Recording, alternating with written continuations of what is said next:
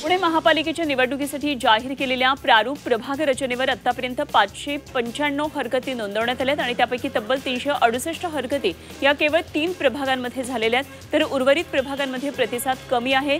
मांजरी, बुद्रुक 17.5 नळी तसंच नरे वडगाव बुद्रुक आणि येरवडा गांधीनगर या प्रभागांमध्ये सर्वाधिक हरकती नोंदवल्या गेल्यात। उद्यापर्यंत या हरकती दाखल करता येणार आहेत। दिवाळी आणि छठपूजेसाठी पुण्यामधून 100 विशेष रेल्वे चालवण्याचं नियोजन रेल्वे प्रशासनानं केलंय।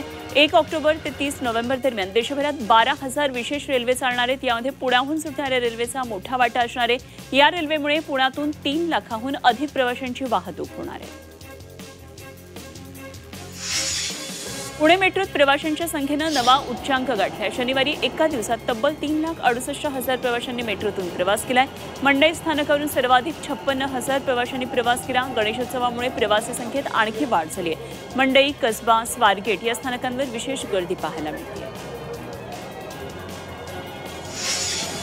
पुणे विमानतळावर खासगी हेलिकॉप्टर आणि चार्टर विमानांसाठी स्वतंत्र जनरल एव्हिएशन टर्मिनल उभारलं जाणार आहे। तसंच पहिल्यांदाच विमानांची देखभाल दुरुस्तीसाठी स्वतंत्र मेंटेनन्स, रिपेअर अँड ओव्हरऑल केंद्र उभारलं जाणार आहे। तर या प्रकल्पासाठी सुमारे 300 एकर जागेची गरज आहे आणि लवकरच राज्य सरकारकडे प्रस्ताव पाठवला जाणार आहे।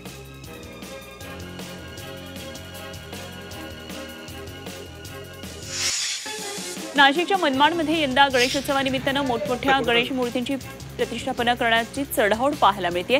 अनेक मंडळांनी मोठ्या उंचीच्या मूर्तीची स्थापना करण्यावर भर दिलाय। मात्र आधीच मनमाड शहरामध्ये पाणी टंचाई आहे आणि त्यात मोठे जलसाठे सुद्धा नाहीयेत। गणेश कुंडांची मर्यादा आहे, त्यामुळे विसर्जनामध्ये मोठ्या अडचणींचा सामना करावा लागतोय।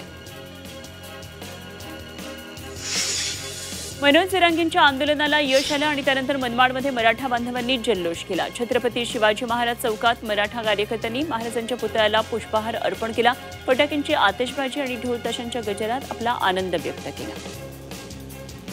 15 सप्टेंबरला लक्षवेधी जन आंदोलन उभारण्याचा निर्धार आंबेडकरी अनुयायांनी केला। डॉक्टर आंबेडकर विद्यार्थी आश्रम वसतिगृहाला प्रेरणाभूमी म्हणून घोषित करा, राष्ट्रीय स्मारकाचा दर्जा द्यावा, तसंच दरवर्षी 17 नोव्हेंबर हा दिवस प्रेरणा दिन म्हणून शासकीय पातळीवर साजरा व्हावा या मागण्यांसाठी जन आंदोलन करण्यात आले। प्रेरणाभूमी विकास कृती समितीच्या बैठकीत हा निर्णय घेतला। नाशिकमध्ये 13 खोड्या करणाऱ्या संशयितांना अटक करण्यात आली। त्यांच्याकडून 11 तोळे सोन्याचे दागिने, 1 किलो चांदी, रोख रक्कम असा 13 लाखांचा मुद्देमाल जप्त करण्यात आला। पोलिसांनी सीसीटीव्हीच्या माध्यमातून आरोपींना अटक केली।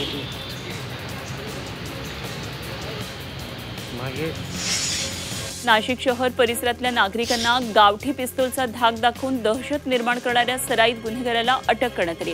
गुन्हे शाखा युनिट 1 च्या पथकानं निळकंठेश्वर महादेव मंदिर, मानूरगाव इथं ही कारवाई केली। योगेश चव्हाण असं या संशयिताचं नाव आहे आणि अंगझडतीमध्ये गावठी बनावटीचं पिस्तूल, त्यामध्ये एक जिवंत राऊंड सापडला।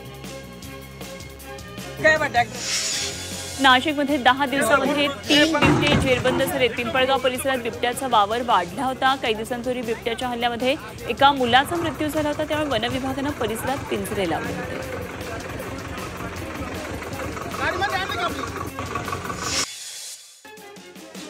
छत्रपती संभाजीनगरमधल्या सोयगाव आणि सिल्लोड तालुक्यात जोरदार पाऊस झाला, त्यामुळे फरदापूर इथल्या वाघूर नदीला पूर आला। बनवटी, जरंडी इथलं धरण ओव्हरफ्लो झालंय। अधिकच्या पावसानं पिकं पाण्याखाली गेले, त्यामुळे शेतकऱ्यांचं नुकसान होणार आहे। या पावसामुळे सोयगाव, बनवटी, फरदापूर परिसरामधल्या शेतांमध्ये पुराचं पाणी घुसलं।